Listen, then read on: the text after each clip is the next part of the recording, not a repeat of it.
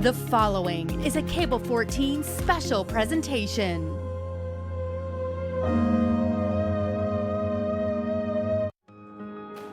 We want to acknowledge that the City of Hamilton is situated upon traditional territories of the Erie, Neutral, Huron-Wendat, Haudenosaunee, and Mississaugas. This land is covered by the Dish with One Spoon Wampum Belt Covenant, which was an agreement between the Haudenosaunee and the Anishinaabe to share and care for the resources around the Great Lakes. We further acknowledge that this land is covered by the Between the Lakes Purchase, 1792, between the Crown and the Mississaugas of the Credit First Nation. Today, the City of Hamilton is home to many Indigenous people from across Turtle Island, North America. And we recognize that we must do more to learn about the rich history of this land so that we can better understand our roles as residents, neighbors, partners, and caretakers.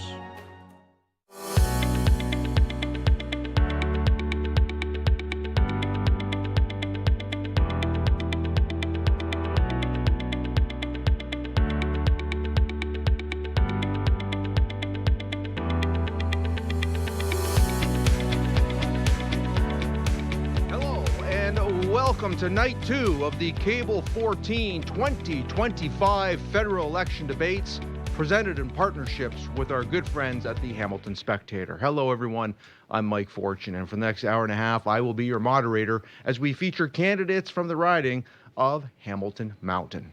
Joining us live tonight in studio, representing the Liberal Party, Lisa Hefner. Representing the Conservative Party, Ken Hewitt. And rounding out our three that are in studio with us tonight, representing the New Democratic Party, Monique Taylor. To all of you, welcome. Thank you for making the time and effort to be here. And thank you to all for watching from home. Thank you for joining us tonight on your television or perhaps online. Also running for Hamilton Mountain are Ralph Gertzenberger of the Marxist-Leninist Party and Bing Wong, representing the People's Party.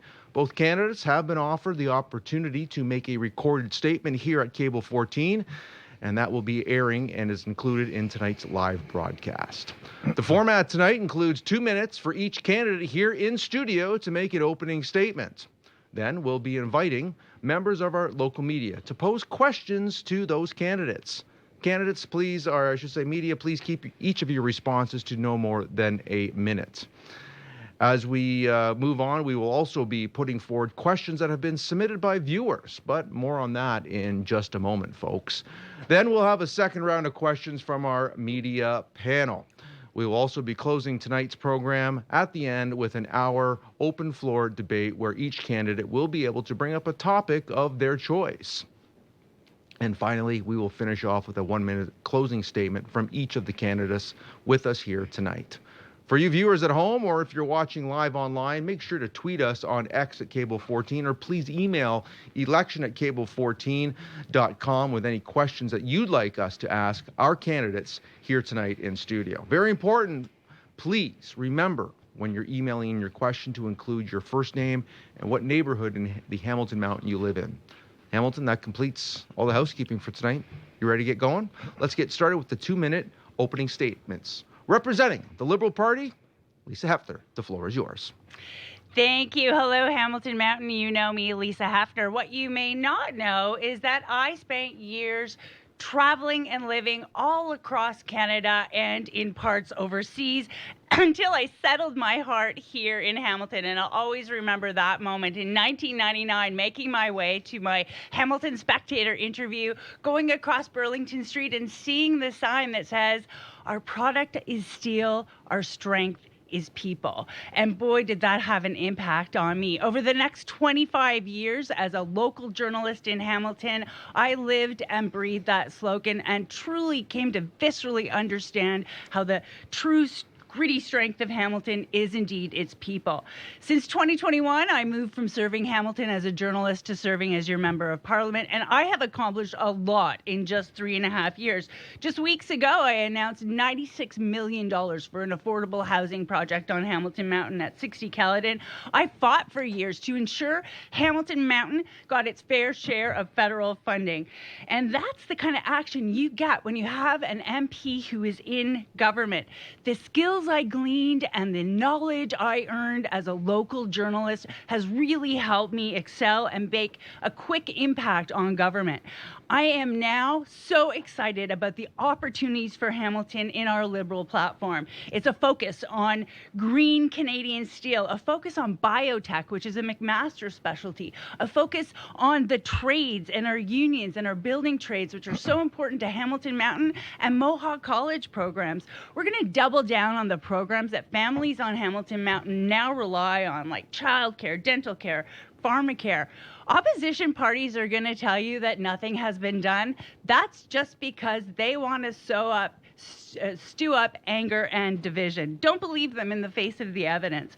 Remember, Mark Carney is the pragmatic, calm, experienced leader we need in this time. Thank you very much to our Liberal candidate. crisis. Your time is up. We do need to continue to move on. Now, on to our Conservative candidate, Mr. Ken Hewitt. Floor is yours, sir. Well, thank you. As referenced, my name is Ken Hewitt, and I'm your candidate for Hamilton Mountain, representing the Conservative Party of Canada. As a Conservative, I offer change to the residents and businesses of Hamilton. Conservatives will put Canada first for a change. I was born and raised on Hamilton as a Hamilton Mountain boy. Our family of 5 lived in a modest home on Crockett Street. My mother worked as a cashier at Safeway, and my father was an insulator who happened to insulate McMaster University Hospital.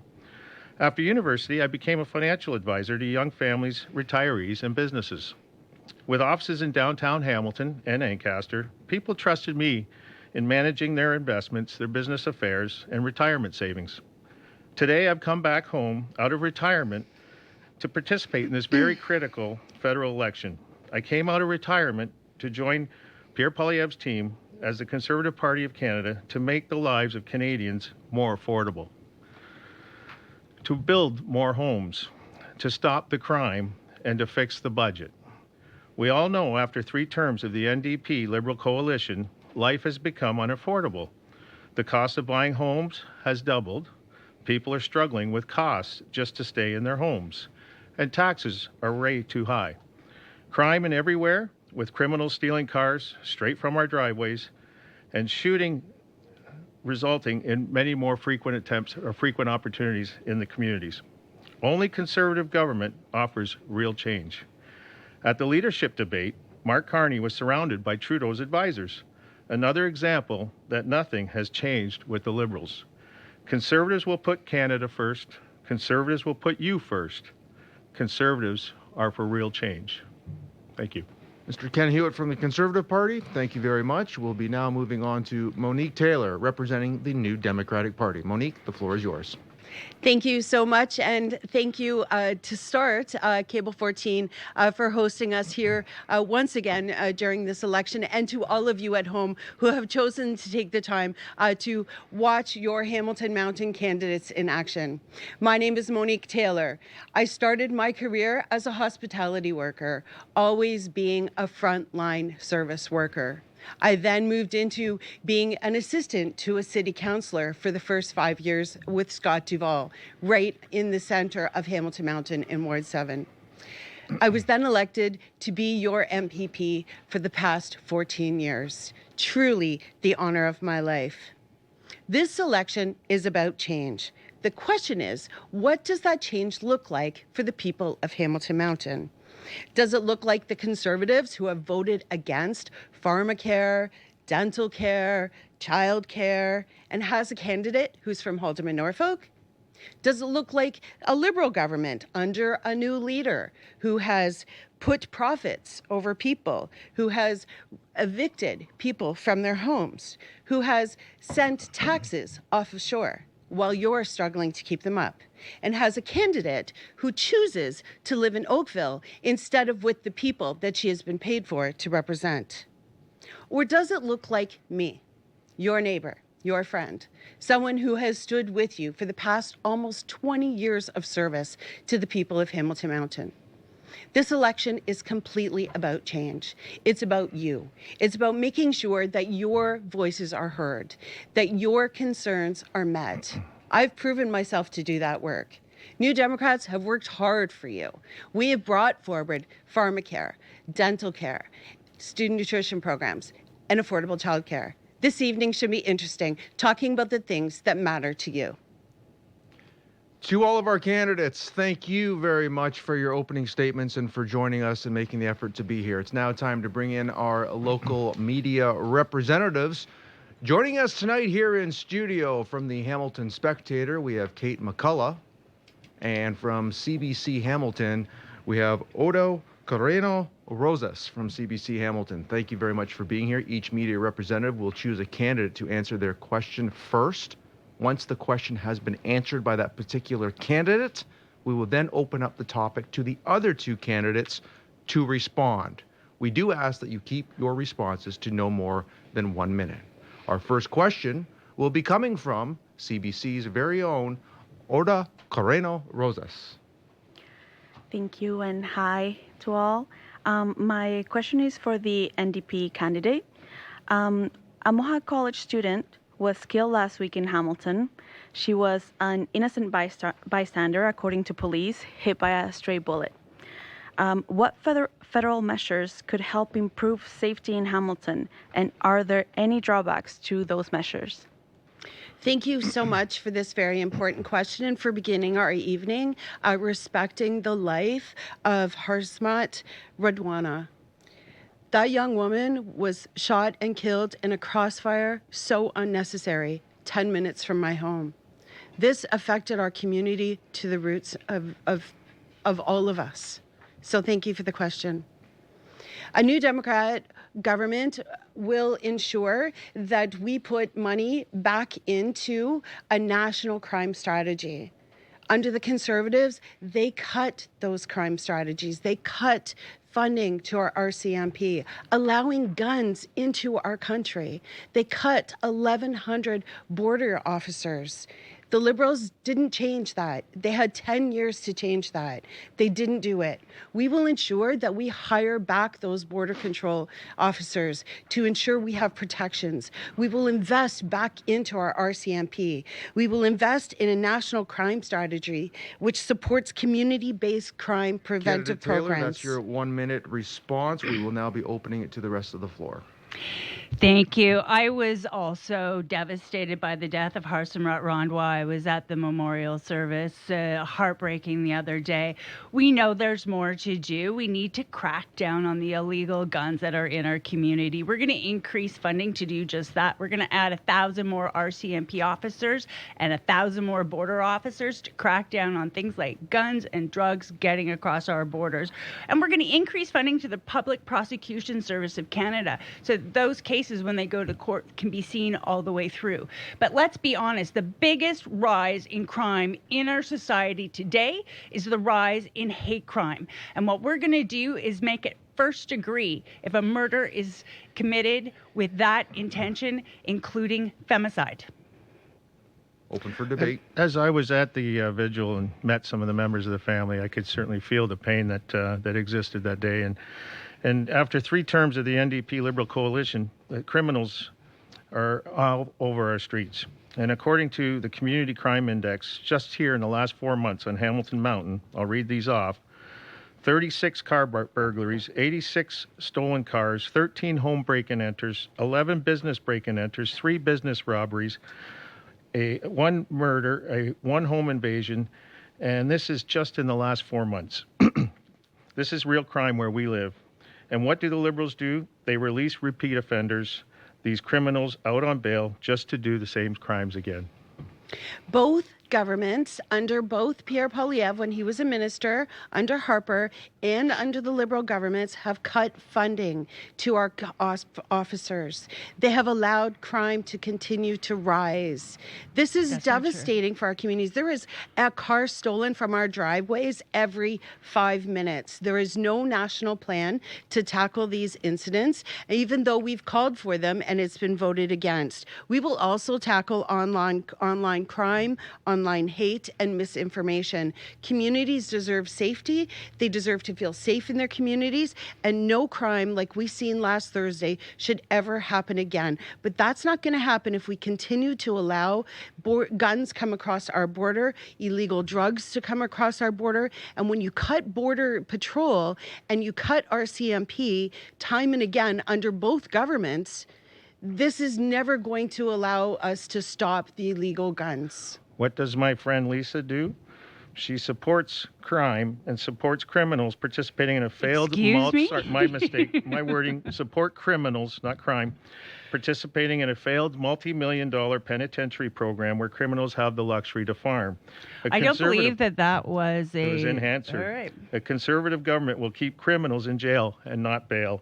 We will deport non-citizens criminals. And we will impose That life is sentences on scary drug talk. traffickers who are killing our children.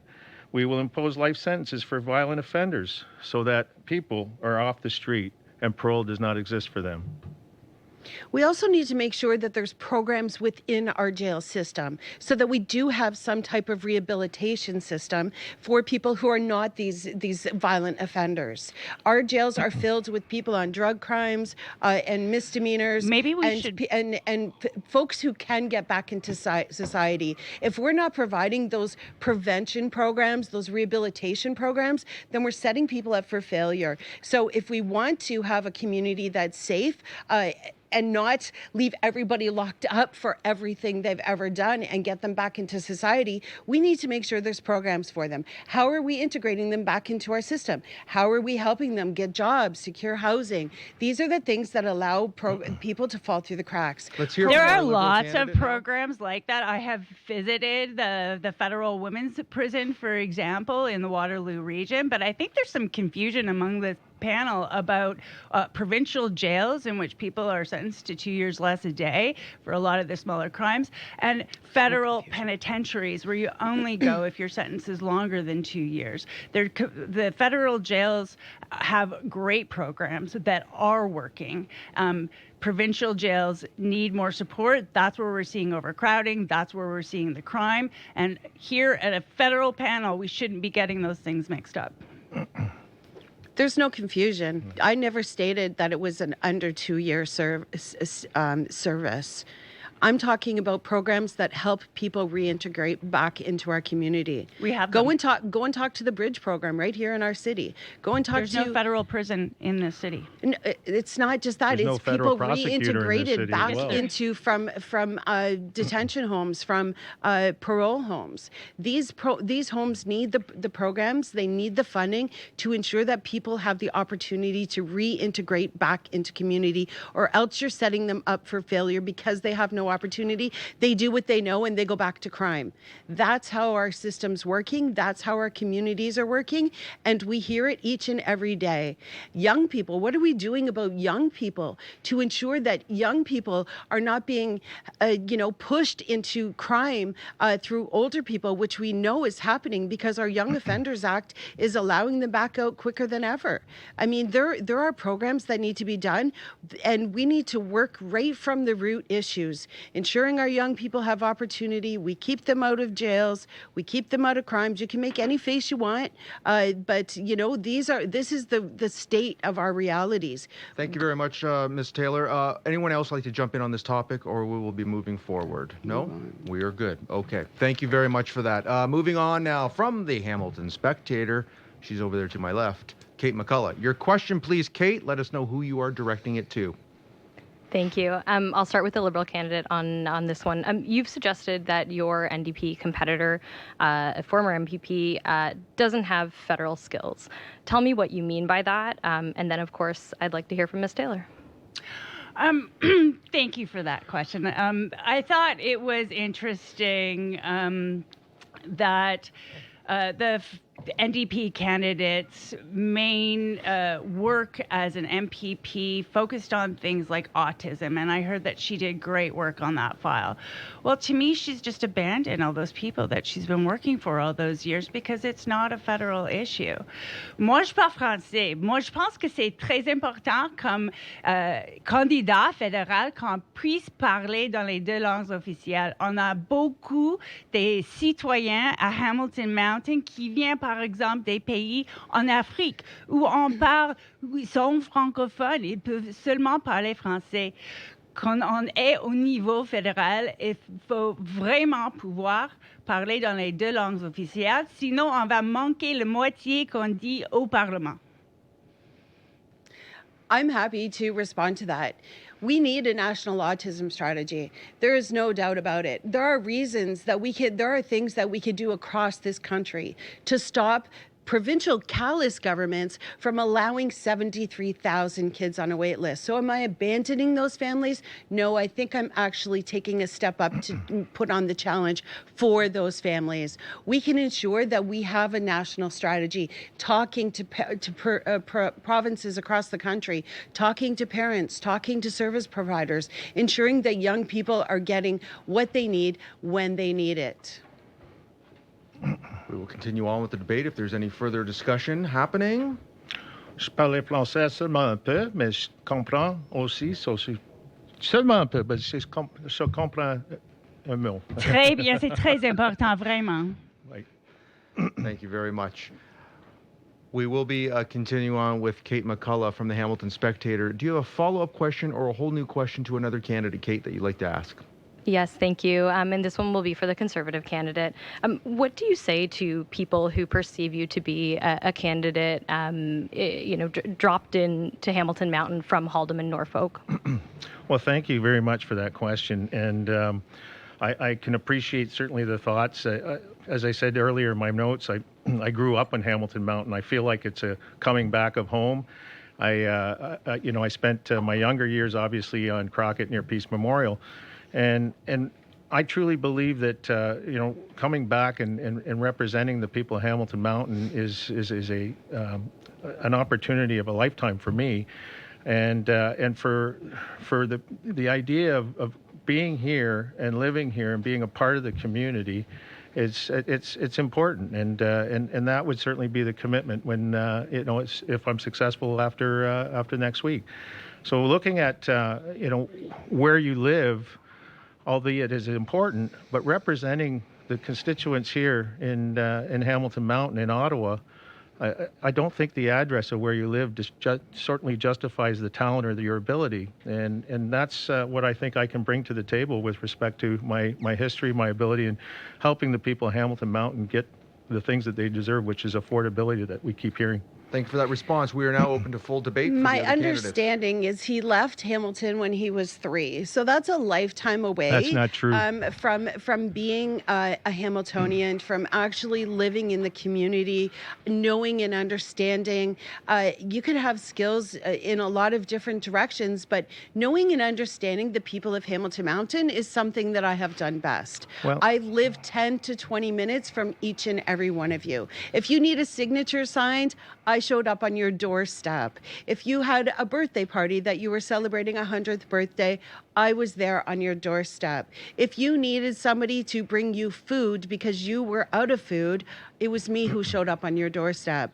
Being a local representative counts. Living in Haldimand, Norfolk, living in Oakville does not give you the ability to serve your community instantly. That's why I've always been able to show up, because I am part of the community. Knowing, living, working for our community has given me the understanding of who each and every one of you are. And it's been a pleasure and an honor to serve you, and I hope to continue to do that. Open for debate. I'll just add if I Sure. can, because I haven't had a chance yet, and I'll throw you a bone, Ken. I'll say I knocked on a door for somebody who was your cousin. So I know firsthand that you have family in the riding. But I think really this conversation, I don't think, like Ken said, people care where your house is. They care if you've made a contribution and understand your community. Frankly, if I have personal reasons, family reasons, I don't need to justify them for where my house is. Our commitment and our work speaks for itself in the community. And frankly, it is disgusting, xenophobic, classist to suggest that you have to have been born and raised in a community in order to represent people. Hamilton Mountain has one of the highest rates of immigration in the region. What are you saying to those people? They don't belong because they weren't born and raised in the community? Putting words into my mouth is not acceptable either, Lisa. I've never once I am proud of the fact that I was born and raised here, absolutely, but that doesn't give me the opportunity to be able to serve the people of Hamilton Mountain. What gives me the opportunity to serve the people of Hamilton Mountain is that I live dead center of the riding. And if I'm you're in close- Ottawa I'm close from Monday to everyone. Friday I'm and close just to back everyone, on the weekends, and how that's are you right, and I here will still more be than here. anyone else I Let's will have the still- NDP serves the candidate finish her community. I will comment, please. still be able to serve the people of Hamilton Mountain when we are not sitting in Ottawa.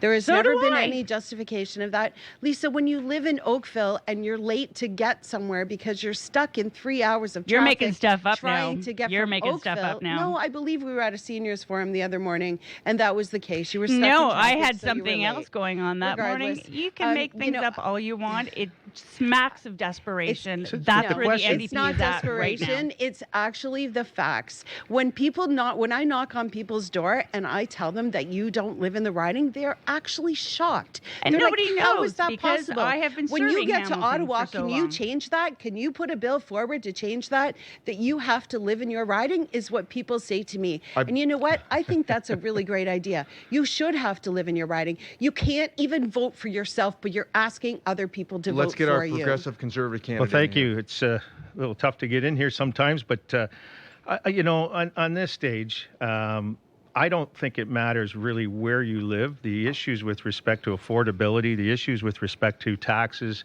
crime, all of the things that we're hearing at the door, I don't think they're isolated to just Hamilton Mountain. They're everywhere. And so having the understanding and appreciation is what's most important. I also think that most of us who put our name on the sign and rise above the weeds, we do it with a sense of honor and pride and dignity. And we do it ensuring that we want to leave a legacy, and we want to make sure that as we're participating in the public domain, we want to make sure that people understand and appreciate the work that we put in. I would not put my name on that sign if I wasn't committed to the next 4 years of being here in Hamilton Mountain and ensuring that my doors are open. Our policy is the service that we provide, and that's what we will be measured for. And I assure you that we will come through over 100%. And I with that want to know why comment, you we can't do put the have name to on a move sign in your own on community to instead the of next ours. Viewer question that will be coming in. Thank you very much for this lively conversation to this point. That's a hot topic. This does conclude round one of the questions from our Hamilton media panel. Thank you. They will be back. Stick around for more. As mentioned earlier, though, we've been collecting questions from you, the viewers, sent in on X at Cable14 or by email to election@cable14.com. Get your emails in and your questions if you like to get involved. Let's now give our candidates a chance to respond to some of your question. The first question comes from Malcolm, who lives not far from Lime Ridge. Malcolm asks, what is your party's commitment to expanding pharmacare towards covering all needed medications? This will be open for a full debate with all three candidates. We'll be starting with the Liberal candidate for your response. Excellent question. Absolutely. With pharmacare, we started with diabetes medications, which we know have been costing people who suffer from diabetes. It's almost unbearable, the cost of those medications. It was critical that we get started with that, and also with conception and other sexual and reproductive health drugs. Those are the things that we found Canadians couldn't access equally across the country, and many Canadians needed these medications and couldn't afford them. Absolutely, it is the plan to expand pharmacare, to use our buying power as a federal government to make these medications cheaper for Canadians and make it part of our whole national health system. My understanding, when Mark Carney was asked this question, he said that he wouldn't cut what was already there, but he wasn't interested. He didn't seem interested in expanding it. So many people across our country. Again, you're making assumptions. I'm not making up anything. So many people across our country are in need of medications. So many medications, psychotherapy medications, mental health medication, depression medications. There are medications that are life-saving that people are either not taking, cutting in half, or going into debt for. New Democrats are proud to have brought forward and forced the Liberals to bring in a pharmacare program. It is only the beginning, and we will continue on that journey of ensuring that there is pharmacare accessible for Canadians with whatever medication they need when they need it. It saves dollars in our healthcare system. If you you leave an emergency room with a prescription and you can't get the prescription you need, you're going back to the emergency room. You're going back to the doctor. That's an extra cost that isn't necessary. Pharmacare will save lives and save costs. Thank you, Monique. Yeah, so I mean, the Conservative government, for our youth who suffer with street drugs such as fentanyl, has announced that they will put in place 50,000 additional recovery beds.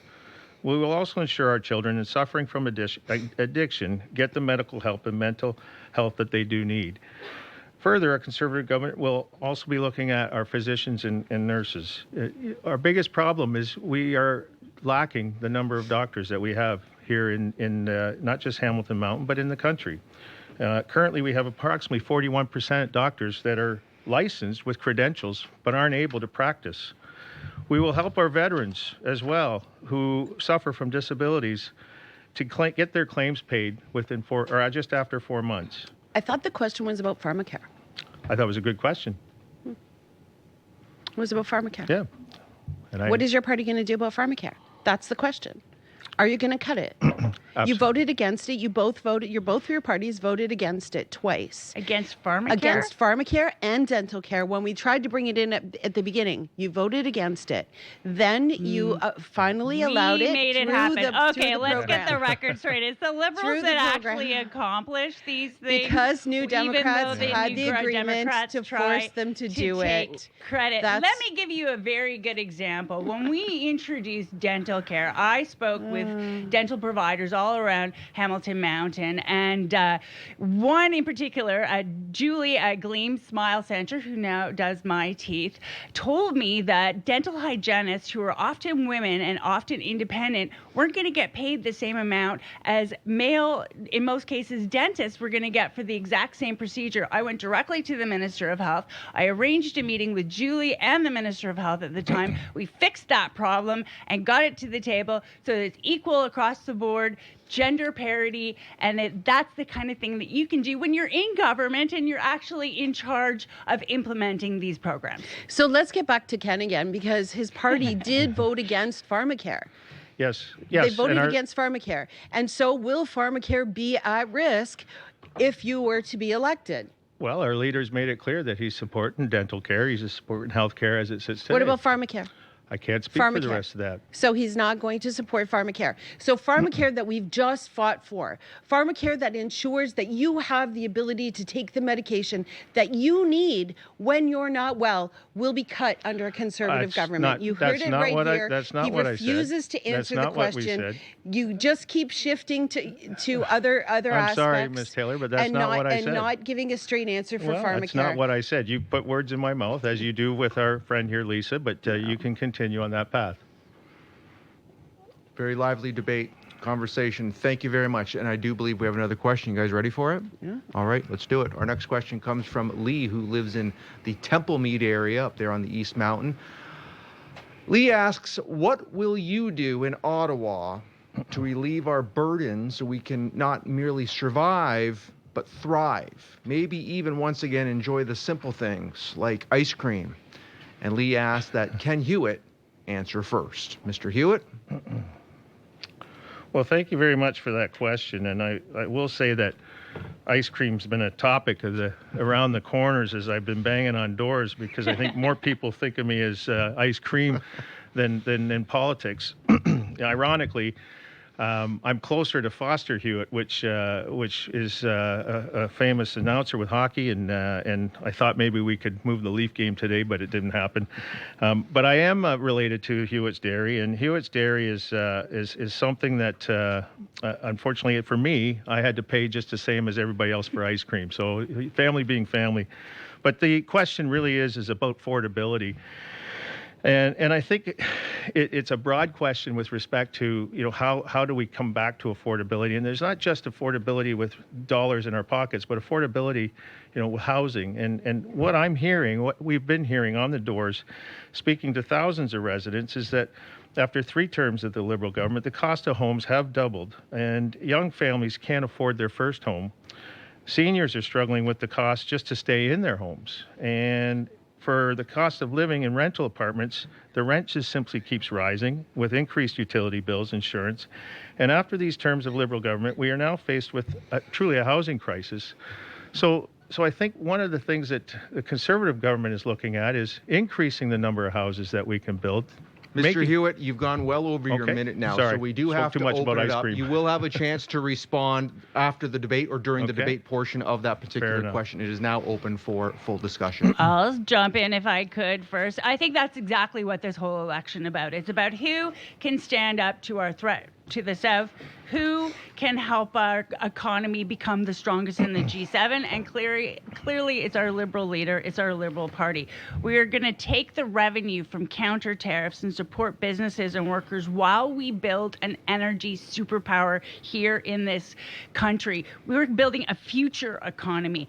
We're going to spend less and invest more. That means putting our money in places where it attracts more investment. Things like building housing, building infrastructure, investing in business development, investing in things like green steel. We're building one Canadian economy. We're going to tear down the trade barriers and the difference in accreditation in different fields like healthcare and construction worker that they currently have to deal with across the country. We want people to be able to work anywhere across the country. Doing these things is going to create more jobs. It's going to create more opportunities in fields like healthcare and construction. We're going to attract talent from all over the world. And once we have that strong economy and people have those Thank good you to our paying Liberal jobs, candidate for that response. Thank We you. do have to move on if the NDP candidate would like to get involved. I absolutely would, and thank you, Mike.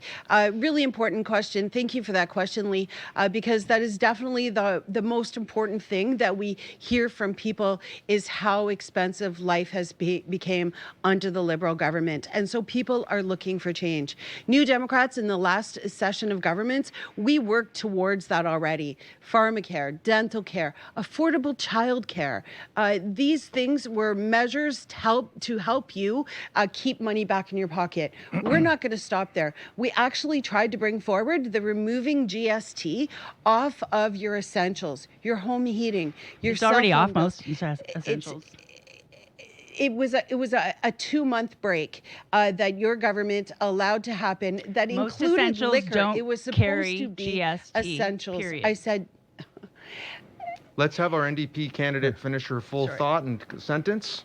those dollars back in your pocket will help immediately. Why are we paying taxes on children's diapers? What kind of society do we live in when we're locking up baby formula? Life has become way too expensive under the Liberals. I believe it's actually increased housing by 89% to be able to purchase or to rent a home.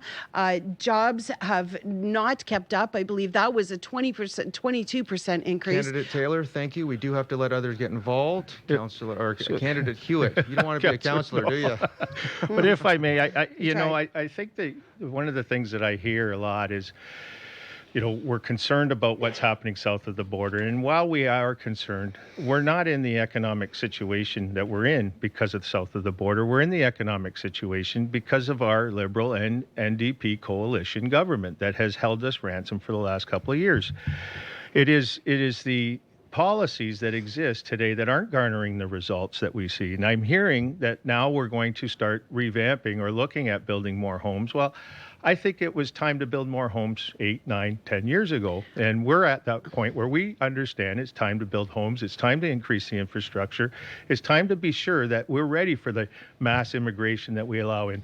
We're ready for the working within the provinces, and we're ready to be sustainable and efficient here in Canada versus waiting for another country to tell us how we should operate. You talk about the last 10 years. Well, right before that was a Harper government where Pierre Poilievre, I believe at one point, was the Minister of Housing and allowed 800,000 affordable homes to be sold off, and he built 6 affordable homes. So part of the crisis is under the realm and under the fault of Pierre Poilievre. I think that was put away at the leadership debate. Refuses to take responsibility for the cause of our housing housing crisis. We have known that people were coming into this country for decades, and nothing was done to ensure. The Conservatives consistently want to say that they shouldn't be in the business of building houses. People need houses in our community. We can't always leave it to the for-profit industry to ensure that we have affordable homes. New Democrats will build affordable homes. We'll force them to build affordable homes, ensuring we have co-op homes, that we have wraparound supplement service homes, that there are homes for seniors, that there are homes for people with disabilities, supportive living. Thank you, That's what Candidate people in our Taylor. communities want and expect. As we open up the floor for more debate, anyone else like to get involved? I'm looking at, we are moving on. Beautiful. Okay, there we go. Thanks. I'm being told by my producer, by the way. Okay. Thanks to all the viewers tonight who submitted questions. Of course, Hamilton, we are doing our best to get as many questions as we can in the time that we do have available. That wraps up round one of the question and answer period for this debate of the Hamilton Mountain. Before we continue with a second round of media questions, any candidate not invited to participate in our debate tonight, they were given the opportunity to record a statement.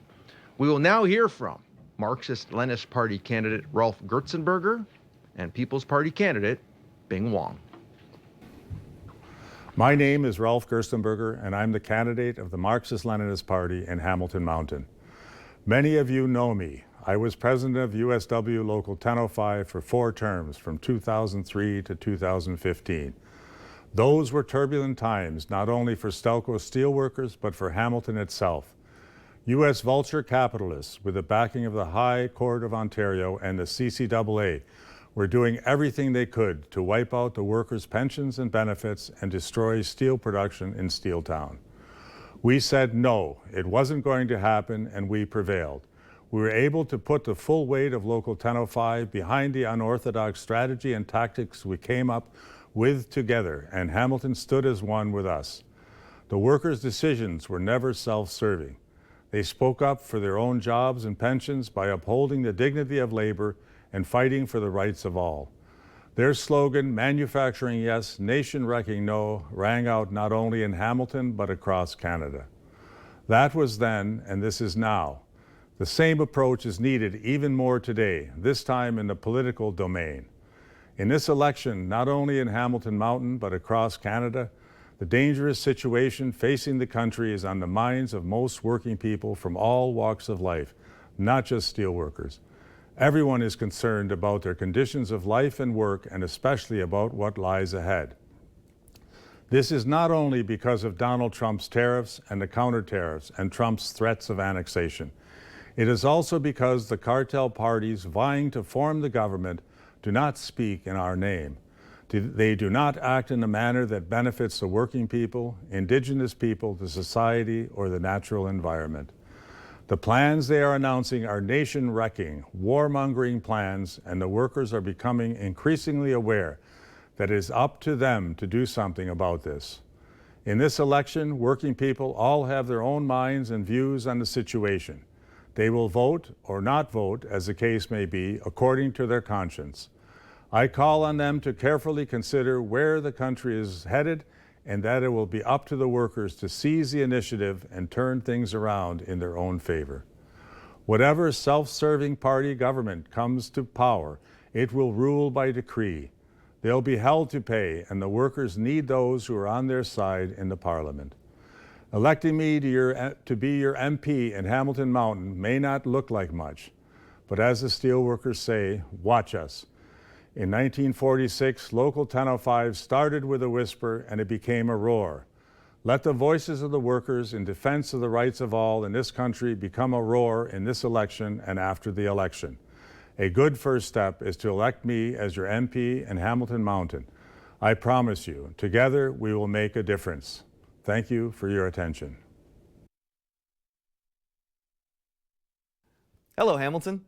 My name is Bing, and I've been voting for the People's Party of Canada since 2019, the first time that they appeared on the ballot. You know, even back then, I could see that Canada was not being properly served by its political leaders, but it was much harder for most of us to understand back then. I think, though, that through COVID, most of us got a better understanding that something just wasn't right with Canada's federal government. For anyone that comes from a communist country, you could see that the decisions that were being made were were heavily centralized and seemed to serve the consolidation of state power rather than empowering Canadian citizens to make the decisions that were right for their families. Many of us can see that this centralization is accelerating, and not just in Canada, also in the UK and Germany in particular, but in the West generally. Now, I want to be a part of reversing that trend, and I want to bring Canada back to where it once was, which was probably one of the best countries to ever live in at any time in human history thus far. But how do we do that? You know, like many folks, there was a time where I thought maybe I can just vote for the right party and we'll get good leaders in Ottawa. Maybe someone else will come along and build the next great Canadian business and then I can try to get a job there. But no, I'm sorry, that's not how it works. No one else is coming to save us. We have to save ourselves. We have to get up, we have to step into the arena, and we have to get into the fight. Now, over the last 5 years, I've helped to build a number of nonprofit and for-profit enterprises, created many dozens of good jobs in this country, and now I am going to also run for office in the riding of Hamilton Mountain with the intent to serve this community and to restore Canada to the country that we all loved. Max Bernier, the leader of the People's Party, is the only party leader that stood against the COVID mandates and lockdowns. He's the only one warning about the problems of modern monetary theory, DEI, and mass immigration policy. And because of that, I choose to stand with him as a candidate for the People's Party of Canada in the riding of Hamilton Mountain. Thank you. And thank you very much to those candidates who were able to pre-tape their message. And to our viewers at home, if you miss any part of this broadcast or want to see the other Hamilton federal candidate debates here on Cable 14, you will find all of those debates on demand at cable14.com, free for public viewing and sharing, courtesy of our good friends at Cogeco and Rogers, as of 12 a.m. on Saturday, April the 26th.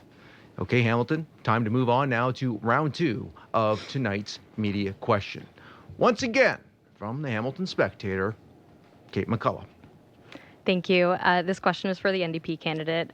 What do you say to the suggestion that your party will be powerless in the next government and that the strategic vote for those who might be wavering is a Liberal one? Thank you so much for that really important question, because the strategic vote for Hamilton Mountain is me. That's not true. It is That's not totally. true. That doesn't make any sense whatsoever. You have the the question ability- asked have a full response. Monique Taylor, the floor is yours Thank for the you. next minute. The strategic vote for Hamilton Mountain is me. I have won 4 election with between 43 and 54% of the vote for the last 4 elections provincially. People know me. I have shown up to all of your events. I have always been visible in our community. I've made friendships with you. I have been right by your side. I am your neighbor. You know that a vote for me will ensure that you have a voice in Ottawa. In New Democrats in the last session were able to accomplish way above their weight. The Liberals and the Conservatives, they want to knock us out. But for you, we brought in pharmacare, dental care, affordable childcare, anti-scab legislation, and student nutrition programs. That's what you can expect from New Democrats to work hard for you. Response from other candidates. I would say that the New Democrats didn't accomplish any of those things the Liberals did. And it's true. The NDP are poised to be wiped out in this election. The leader may not win his seat. They likely won't make party status. That means no role on committees where work gets done, no role in the federal government, no voice in Parliament. It means you can't do anything. Hamilton Mountain needs a member who is in government who can deliver. That is me. It doesn't make any sense to say that the NDP candidate in this riding is the progressive choice. I might In argue fact, so that's me. But. a vote for the NDP on Hamilton Mountain right now is a vote for the Conservatives. And I'd argue that as well, because a vote for the NDP prior to the last election was a vote for the Liberals as they've worked together. So I got to say, Ms. Taylor's talked earlier about saying she's not a career politician, but she's been a politician for well over 15 years. So and asking to work again. So I'd argue that you are a career politician, but then you say you're not being knocked out. I'd argue that the choices that your leader and the party's made to support and prop up the Liberal government has knocked the party out. The people of Canada in the last election didn't like any of the leaders. Let's be clear about that. What they did was elect a minority parliament. People can't argue with the voters' choice. They elected a minority parliament. A minority parliament works for you. That's the benefits of a minority parliament. That's the benefits of Canada's democracy. We have more than two parties. We have more than just the Liberals and the Conservatives like we see in the South. We have New Democrats who stand up and work hard for you. Now, Lisa will want to tell you that they were the ones to get things done. Without the agreement that our party was able to make with the Liberals, they would have been on the packing line a long time ago. So what she wants to tell you is absolutely not true. By that agreement, you were able to get pharmacare, dental care, affordable childcare, student nutrition programs, and anti-scab legislation. We punched above our weight, we worked hard, we didn't give up, and we ensured that Canadian could benefit from the minority parliament. And that's exactly what will happen in this election. Knocking me out isn't the way to go. Working together, and listening to the people of this country asking for an election for the last 2 years is not listening to the people. And I think that the NDP party's paying that price because they didn't listen to what happened 2 years ago. And here we are 2 years late to this election. And in fact, I will add to that before we even got pharmacare and dental care across the line, the NDP withdrew their support for the supply and confidence agreement, throwing those programs into jeopardy. They actually didn't do any of the work it took to get those programs across the line for the people of Hamilton Mountain and across the country. It's just like a Liberal to tell you one thing when another thing happens or to do another. How many times do they make re-announcements and announcements before we see shovels in the ground?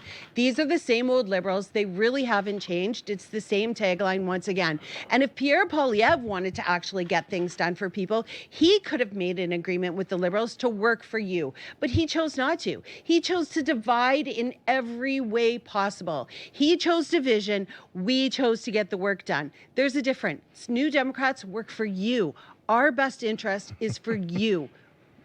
And that's the way it goes. Interesting how the NDP is starting to sound more and more like the Conservatives with the hate mongering and the fear attacks. Well, I'd argue that one as well. But for you, like I said, 2 years in the waiting. To our candidates, thank you very much for those responses. We will now be moving on to CBC Hamilton, where we will be speaking or hearing question now from Oda Carreno Rosas from CBC. Your question, and please let us know who you are directing it to, please. Thank you. My question is for the Conservative candidate. Where does your party differ, and how is it similar to the PPC and the Republicans under Trump? You'll have 1 minute to respond. Well, thank you for that. I believe that our party is clearly separated from the PPC, and I think that if you look at the platform that Maxime's put out, it certainly will distinguish the differences. As far as our friend down the south, I think that our leaders made it very clear that he supports the sovereignty of this country. He stands behind Canada as it is, and we want to increase. We want to do a better job as far as getting our economic viability and ensuring that we're a stronger country and a G7 nation. And after, the Liberals at the same time, sorry, I lost my. I can't. Let me jump in sorry, then. If you've lost your train of thought, I lost my train of thought. Your leader called Canadians stupid. I don't know if he supports that. And yeah, I'm not going to go down that path. I'm not going to go down that path. Canada First to warrior culture, not woke culture. It's like Trump light. He's copying everything from the United States leaders' playbook because that's what worked back last year when people were into this division. I don't think people want that from their elected politicians anymore. Yeah, no, I think that's stable, calm, experienced, smart leadership. I think that's fair to say when we've seen 8 years of failed policy making and leadership, and it's easy to try to put our party and lump it into what's happening in the South. I truly believe that is not the case. It's the same. It looks the same. Not the same. Same policy. It's not the same. It's the they same. exactly That's what mirrored people are afraid the of. same gimmicks. Yeah. The same gimmicks were mirrored right so from the get-go. We'll put the party back in the fourth term for another 4 years of failed policies. That makes sense. Pierre Poilievre even has the endorsement of Elon Musk. Now, if that doesn't tell us that that's Trump-like, then I don't know what is. Plus, and Jamila Mark Carney, Giovanni, best friends with J.D. Vance. Don't forget that one. I'm actually concerned about where his allegiance will fully lie at the end of the day. You should read his book, and then you'll know for He's sure. He's very invested in the United States, which we have seen very clearly, and likes to ensure that he's helping billionaires. So, who are these leaders invested in? Fully I know committed. that New Democrats are invested in working for you. Full- That has been our history. That is what we have done best, and that's what you can count on when you elect New Democrats. When people asked for an election, the New Democrats were invisible. Because we didn't want to hand over the fully- keys to Pierre Poilievre. There is Yeah. absolutely no doubt of that. Well, And we we're- wanted to ensure that things were done for the people of Canada. We put Canadians Then first. why You did put you your pull out before self-interest those first. things were done? That Pierre doesn't and this make party is sense. fully committed to this country. There's absolutely no way that He's there is committed to anything more gimmicks. committed Gimmicks to and this slogans. That's what he's committed to. Gimmicks and slogans and rallying up people's fears at their hardest times. When lives are harder than ever for working people of this country, Pierre Poilievre played on it with gimmicks and tax cuts that really That sounds won't like help. an NDP slogan. No, that's not true. We will ensure that the middle class has the tax breaks that it needs and lifts them back up again. And we will put those tax cuts on the billionaires where both your parties have supported billionaires and will continue to support billionaires' tax cuts. We're not worried about billionaires. We're worried about working class folks. We're worried about everyday families. We're worried about the people in Hamilton Mountain, not the billionaires who are supporting and donating to both of their parties. Thank you very much for that question from CBC, and of course to our candidates. And a reminder, let's make sure that our conversations are peaceful and respectful here in our Cable 14 studios. We're going to be going back to CBC Hamilton. Please, your question and who you'll be directing it to, please. Thank you. This one's for the Liberal candidate. Mark Carney has emphasized his economic policies. Meanwhile, his cabinet consolidated the ministries of women, gender equality, and persons with disabilities under other portfolios. What does that tell you about his priorities, and what are the risks when economic policies are prioritized above all? Thank you for that question. I think it's a very important question. I will say I was also concerned when I saw that the Department of Wage was put into the Department of Heritage. But what I did when I found that out is I collaborated with the leader, Mark Carney, and Women's Caucus, and we brought everybody together so that members of the Women's Caucus could directly ask the Prime Minister what his intentions are. And what we were told is that you should not read anything into a small transitional cabinet that is just there in a caretaker position while we're in an election. I spent just about a month ago, I led the Canadian delegation at the United Nations Commission on the Status of Women. Canadians are world leaders when it comes to things like equal rights, sexual and reproductive health, women's economic empowerment. The rest of the world is following Canada. The leader knows that, and he has assured us that our values aren't going anywhere. When you have somebody in government, you can make those efforts. You can speak directly to the top, and you can fight from within in a spirit of collaboration. Thank you for that question from the Liberal, from the CBC to the Liberal candidate. We will now have other responses. I think it speaks for itself when Mark Carney came into power, he cut the Ministry of Women. He didn't. It's Good still there. And bad policies have women at the front line. They're the front line of all good and bad policies. So that's very troubling. He cut the Minister of Seniors. The people who have played by the rules and are falling through our cracks every day. He ensured that we had a Minister of Sport. Why would a Minister of Sport be needed and to make this small cabinet important to deal with? So it doesn't, to deal with the most important times. Like, what does the Minister of Sport have to do? And cut women, the Minister of Women, the Minister of Labor, the Minister Minister of Seniors. And speaking of labor, so out of touch Mark Carney is that he made election day on the day of mourning. He does April not 28th, make election April day. Get your 28th. facts straight. It's election He called the Canada. election. He called the election. He stated how long the election was going to be for, the shortest term possible, and made it on a day of mourning, and put the advance polls over Easter weekend. Didn't There are decide where the timelines. advance There polls are were going. timelines that You're Election spreading Canada has. misinformation and Election disinformation. Canada, You're better than that. The Election Canada has a timeline to follow.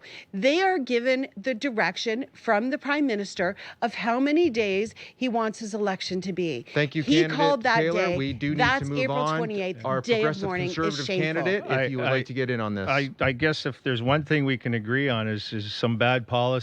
Certainly do agree on that. However, we do certainly understand that elections are called, and as they're called, some of the dates are not always controlled. That being said, I believe that it is important to ensure that we have the proper ministries in place to make sure that we are taking care of our seniors and we're taking care of the other ministries that we need to ensure that are there, and we have to also look at making sure that our bureaucracy doesn't balloon and become a burden to those taxpayers, because they're the ones that are paying. And I think that regardless of what party's in, they have to ensure that we are delivering the services in an efficient and appropriate manner. We are open for debate. If anyone else would like to offer. Well, since we were talking about the importance of sport, let me tell you about the advances we made at Heritage Committee at Parliament when we were faced with the scandals ongoing at Hockey Canada. It was our parliamentary committee that ensured we heard from women all across sports, not just in hockey, but other sports, but the things that they face, and work towards solutions. My personal testimony in that case is being used in journalism schools and is being quoted in books. That's a type of effect that you can have as a member of government on these really important parliamentary committees, which is where all the work gets done. The NDP won't be able to do anything because they're not going to have party status, and they're not even going to sit on any committees. Saying that we're not going to have party status is a fallacy. It's something that the Liberals make up to boost their own numbers. They also said that we would lose party status in the provincial election. We did not. We ended up the official opposition. They make stuff up as they go.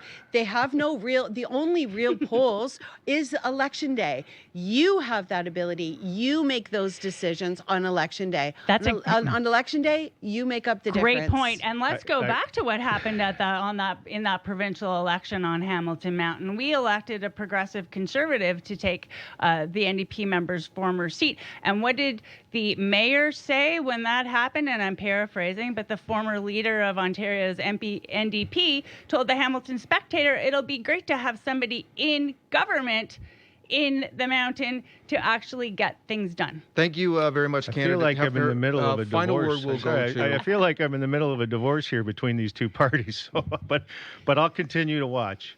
Thank you very much. Thank you very much to our media. It's been great having you this evening. The Hamilton Spectator's very own Kate McCullough, and of course from CBC Hamilton, Oda Carrena Rosas. Thank you very much for joining us for tonight's debate. We've had more questions coming in by email to election@cable14.com and at Cable14 on X. Patrick asks, how do you justify soft on crime policies like reduced sentencing, bail reform, and parole leniency when Canadians, especially in Hamilton, are feeling less safe than ever? And he'd like to direct this question to candidate Hefner to start.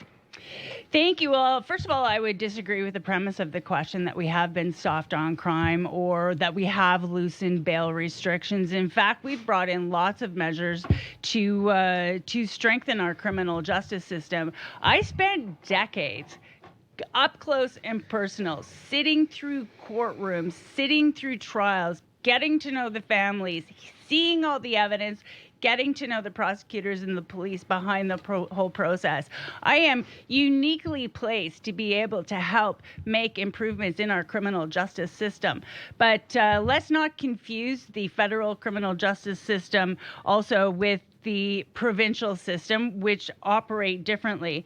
There are all kinds of things that we can do to make our society safer. I think we have to do those things. We have to invest in our prosecution system. We have to make hate-motivated murder a first-degree crime, especially when it's things like femicide.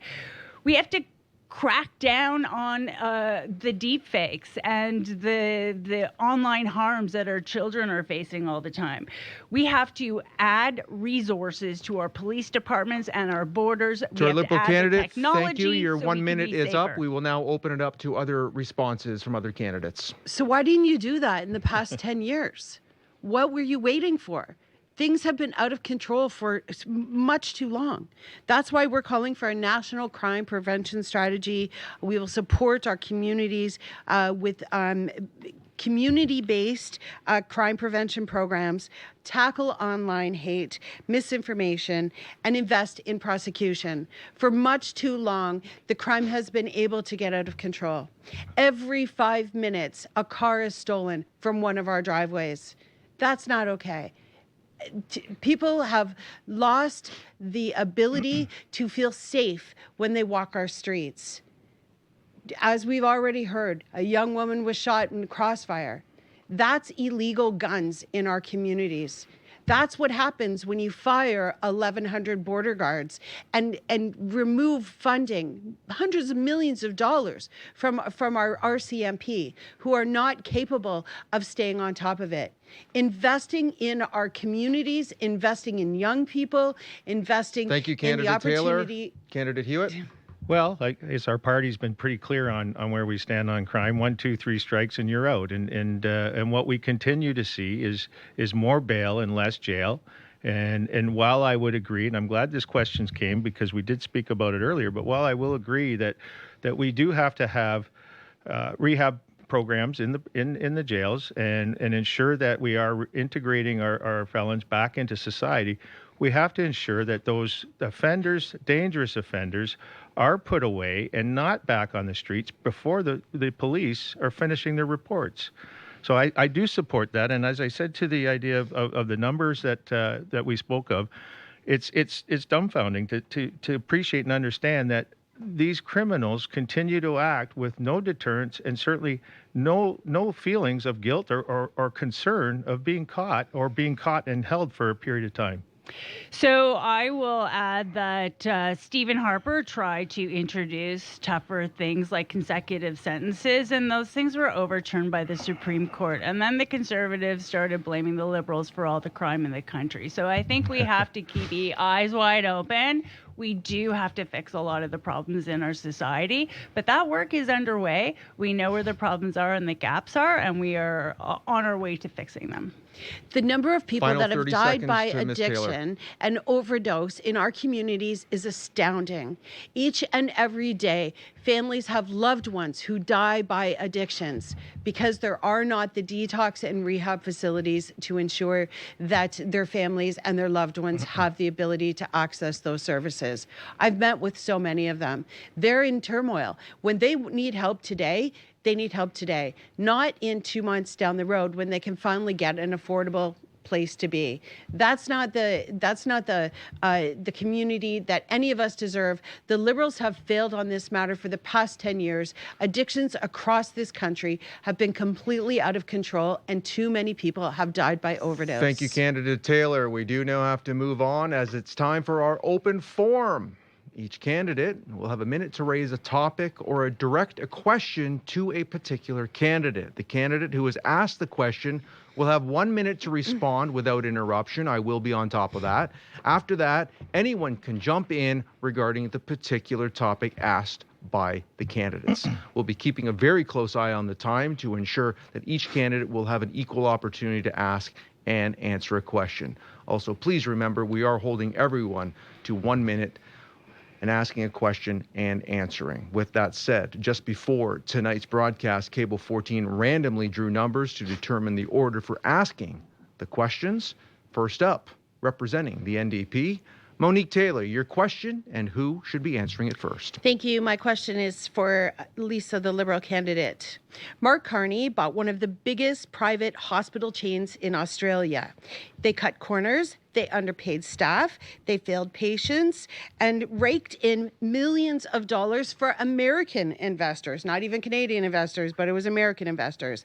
And now he's proposing $28 billion in cuts here in Canada, including to our health care transfers. How can the people of Hamilton Mountain trust you or the Liberals to protect and improve our public health care?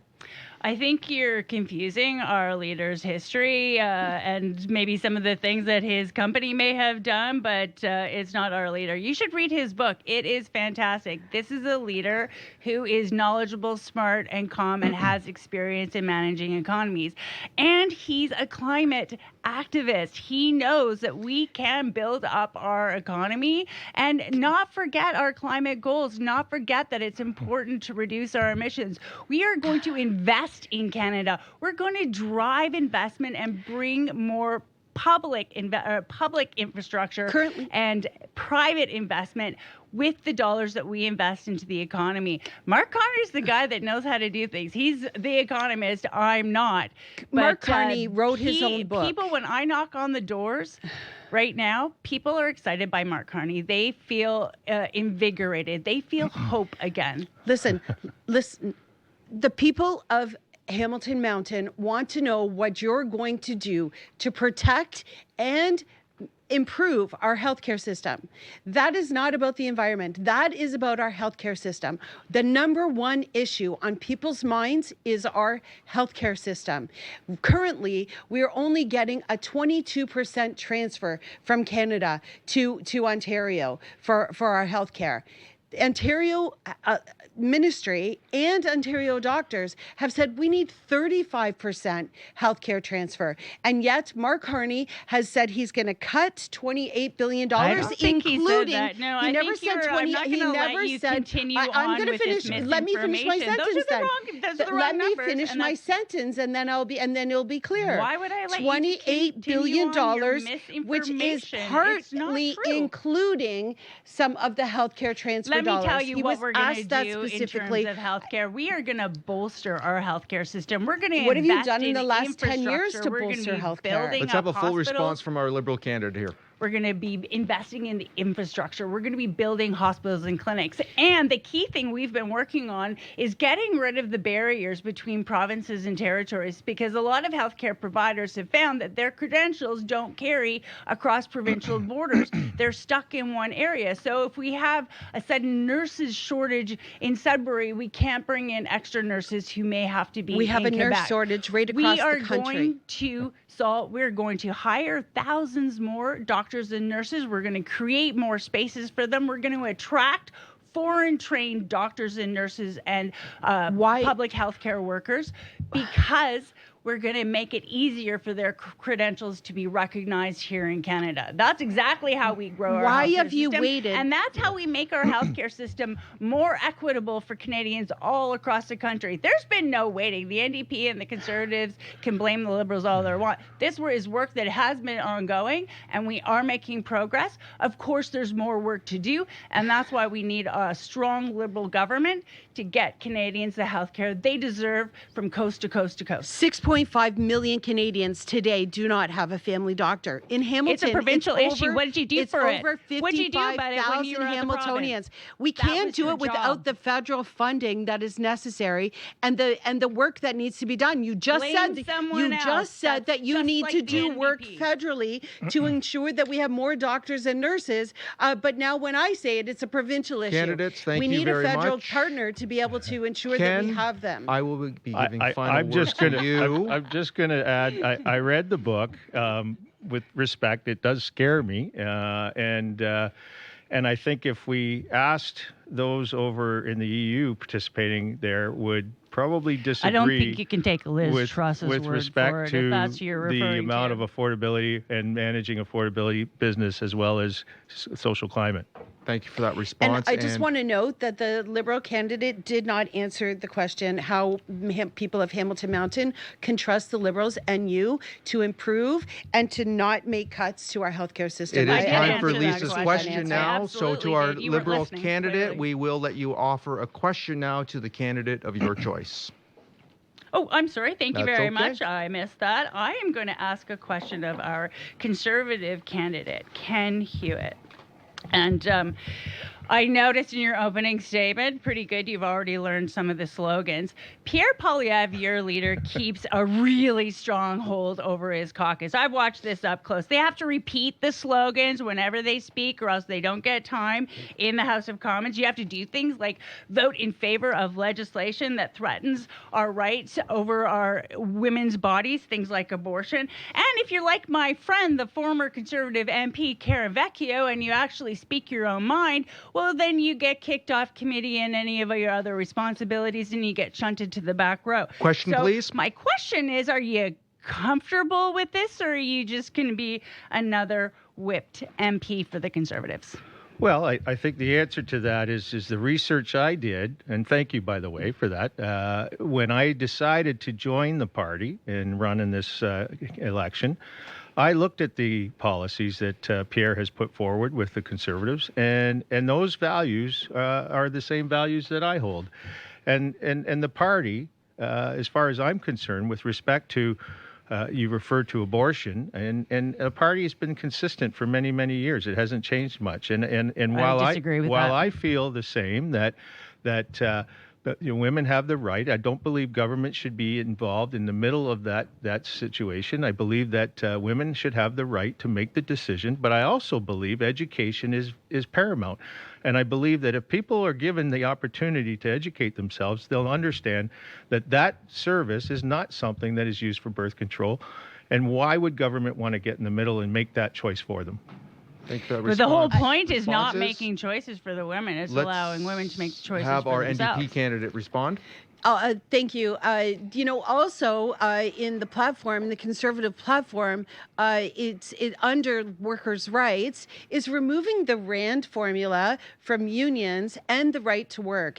This is union busting at its best. So as a Hamiltonian that you're claiming to be, how would you feel? That's a labor town. We are a fully labor town. And removing and having union busting policies. Many of the right unions are in your standing behind the platform. party. And maybe that's part of the reason the union-busting demise of the NDP lately is because the unions are starting to stand behind the Conservative Party. They have gotten behind. They have endorsed our leader.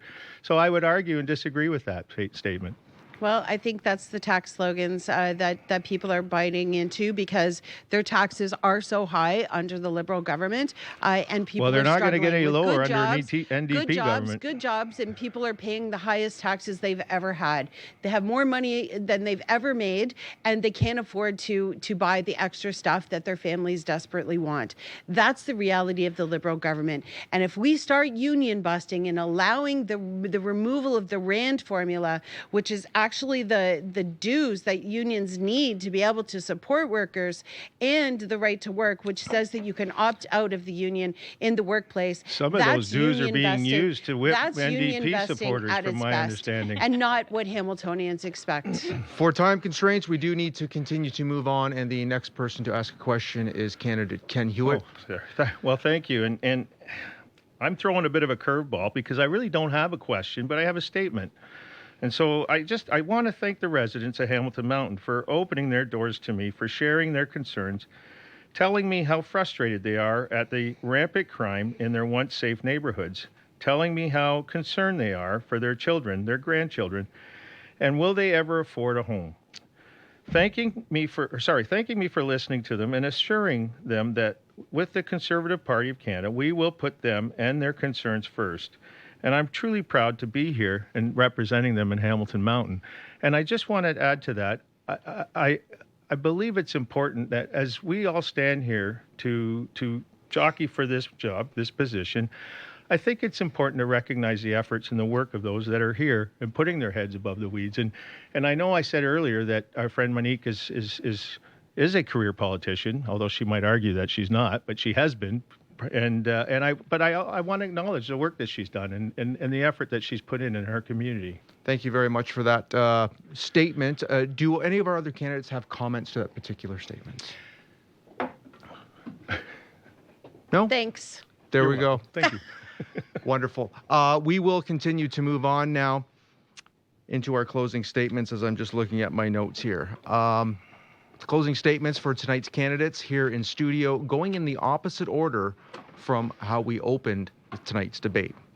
Each candidate will be getting 1 minute, starting with Monique Taylor from the New Democratic Party. Thank you, Hamilton Mountain, for watching in tonight and seeing our lively debate. There is no doubt that I'm passionate, that I'm compassionate, and that I stand up and I fight hard for you.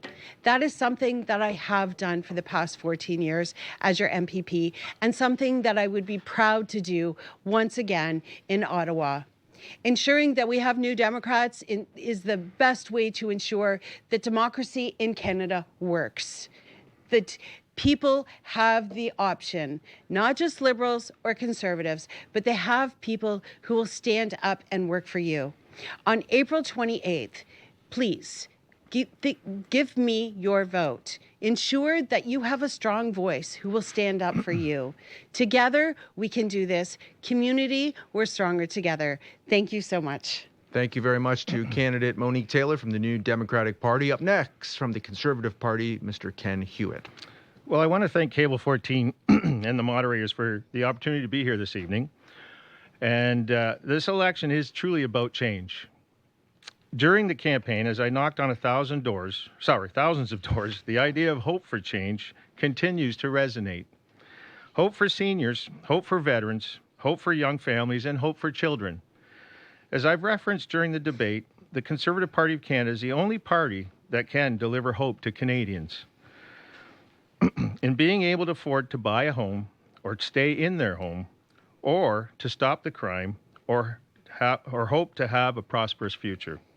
I'm so excited and proud to be a part of a national movement where I will join the Conservative parties forming a government that will bring back hope to Canadians.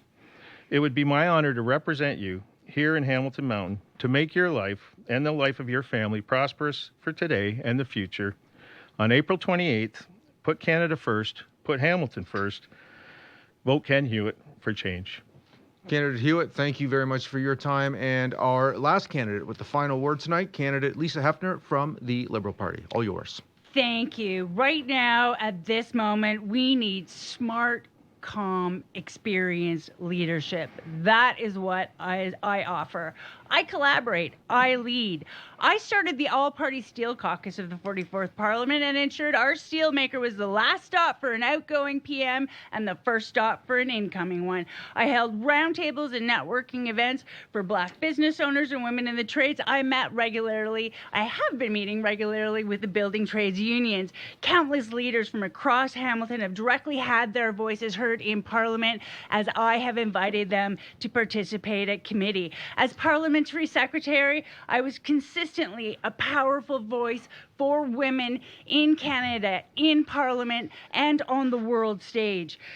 Things in our platform that you see, advances like GBA+, in vitro fertilization, 2S LGBTQI+, and gender-based violence action plans, those are, and a significant investment in women's health research. Those are due to collaborations I led and recommendations I wrote. That's what you get when you have a member of Parliament. Thank you very much to our Liberal candidate. Thank you to each of our candidates for making their way out here tonight. We do appreciate you putting in the time and making the effort to show up. I know the residents of Hamilton Mountain also appreciate you making the time to join us here this evening. As we continue on at the Cable 14 debates, to finish off, here's a full list of candidates for the Hamilton Mountain riding with the Marxist-Leninist Party. Ralph Gertzenberger, Liberal Party candidate Lisa Hefner, Conservative Party candidate Ken Hewitt, New Democratic Party candidate Monique Taylor, and the People's Party candidate Bing Wong. Remember, Hamilton, if you miss any part of Cable 14's federal riding debates, you'll be able to find them on demand at cable14.com. Free for public viewing and sharing, courtesy of Kojiko and Rogers, as of 12 a.m. on Saturday, April the 26th. All the information you need for voting is available online at elections.ca, and I can't stress this enough. Please do your part. Get out and vote. Get out and vote. Be educated on federal election on April 28th. Hamilton, thank you for your time. Good night. See you tomorrow. Bravo.